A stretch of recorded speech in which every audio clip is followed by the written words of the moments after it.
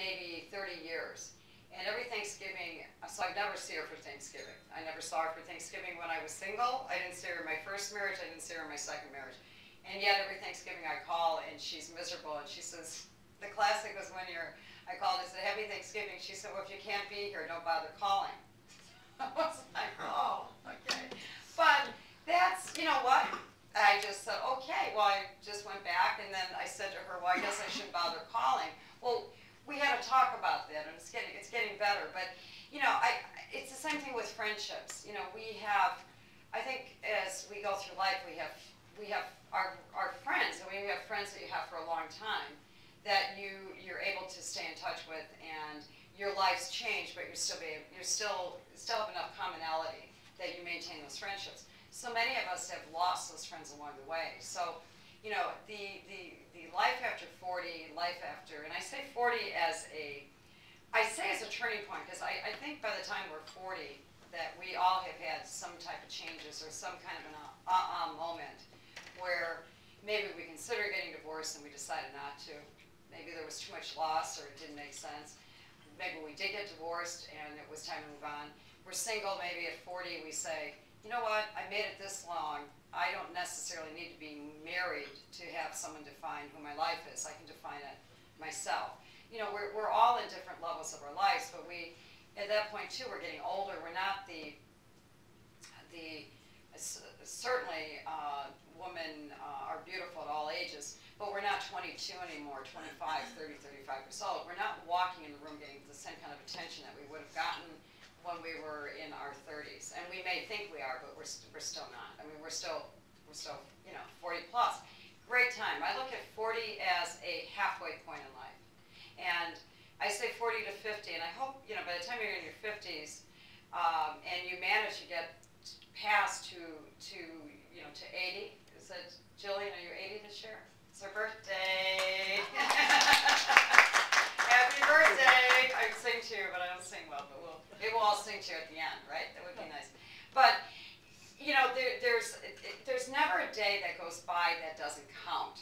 So whether you're 80 or you're 40 or you're 50 or 60, each of those days are important. You know, and there's an old saying in AA that it's a day at a time.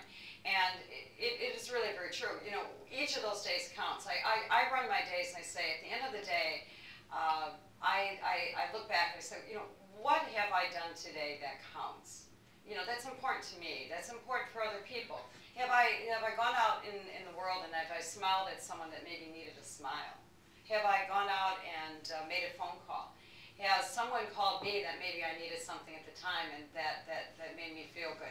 You know, I think it's extremely important to connect in life. And to me, the connection, to connect in life means that you're not lonely.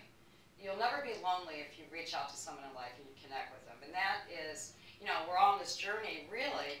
We have a husband and we may have kids, but in the end, we are, you know, as they say, you come into this world by yourself and you die alone.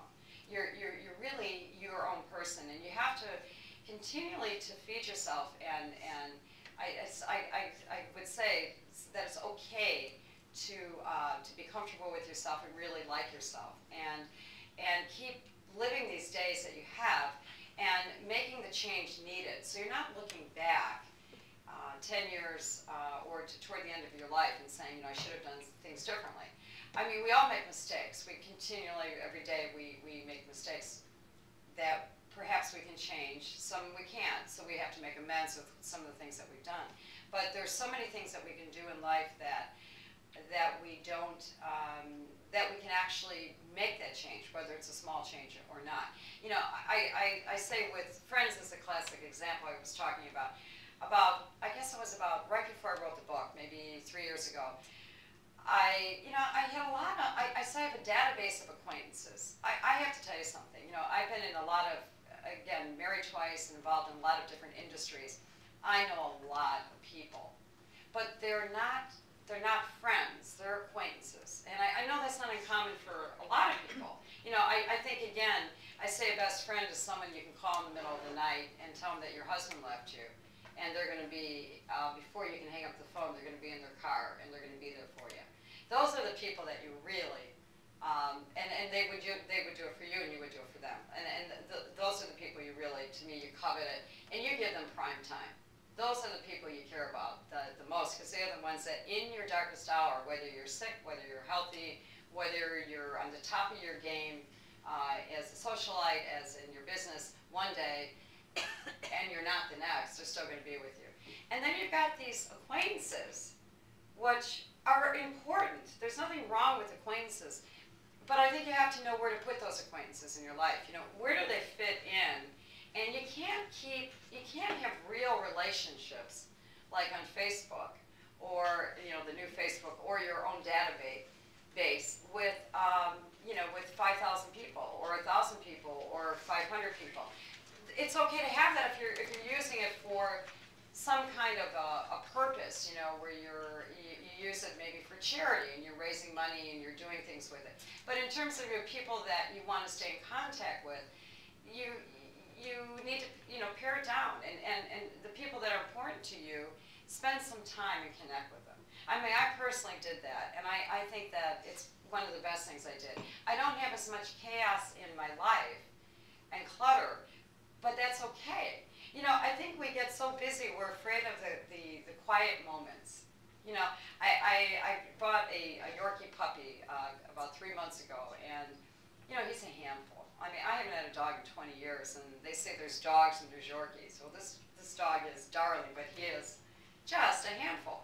And, you know, we walk up and down Lakeshore Drive in Astor, because I live at 1300 Astor. We walk up and down the street, I can't tell you how many times. But, you know, in some ways he's a handful. The other ways it gives me a moment to kind of look around, meet people I wouldn't have met before, and think about how it slows me down, especially as a puppy, because he walks slower or faster, depending on if he's chasing another dog. You know, if I'm running or I'm slow, or he sits on the ground. But it gives me an opportunity to think about that moment, you know, for the moment, you know, and look at that lake, that beautiful lake that's across the street, and look at the leaves that change, look at the winter that comes, and look at the sunrises. You know, they're all very real, and it is really fleeting. So the concept in of life is to reflect kind of where you've been in your life and where you want to go and what you're doing for today, and you know, and continue living it, and evaluate kind of the relationships you have currently, like in your if you're in a relationship, you're married. You know, that can change too. I mean, I've been with the same guy for 18 years. He's terrific, but you know, he's human. I mean, we all have things that we do that get on our nerves, and you know, my message was that if I was going to be in another relationship after my first marriage, that this individual that I would be with, that every day we spent together, that we would be positive for each other, that we would offer something to each other. Otherwise, it wasn't. Why stay around? It didn't to me make any sense to not do that.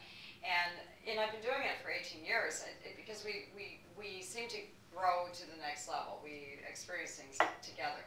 And my first marriage was totally the opposite. I met a guy who was a commercial real estate broker after selling radio, was very successful, met a developer who I met actually when I used to sell radio time at a party, and ended up, he was a big developer in town, and we ended up, he had gotten divorced, we ended up dating and got married 2 years later.